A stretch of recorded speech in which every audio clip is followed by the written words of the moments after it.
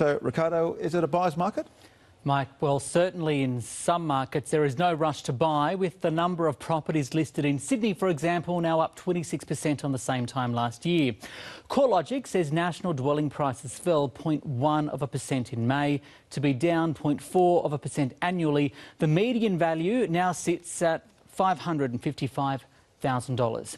It means sellers may need a different strategy to create value.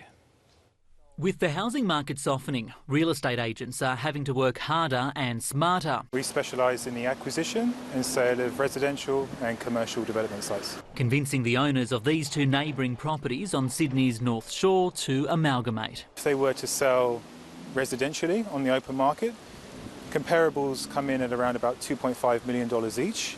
However, as a development site, each owner capitalised and earned about $4 million per property. Developers now plan to build townhouses on the site. While the owners of these two properties benefited by selling together, it's not a strategy that can work for everyone.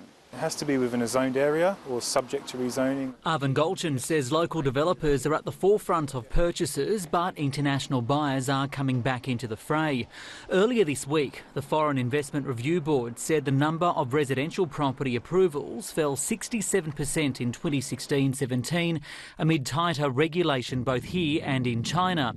But Chinese international real estate website Juai.com has reported a dramatic pickup in recent inquiries. Meaning at least these consumers having kinds of like confidence to reach out for more information. And normally in our websites, we see people actively search for 6 to 9 months and then making buying decisions. Whether that may influence prices down the track is unknown, but right now, Hobart saw the largest increase in quarterly dwelling values, with Sydney and Melbourne down the most. A big part of Sydney and Melbourne's weakness comes back to credit or the availability of finance. So we are seeing investment really slowing down in the marketplace.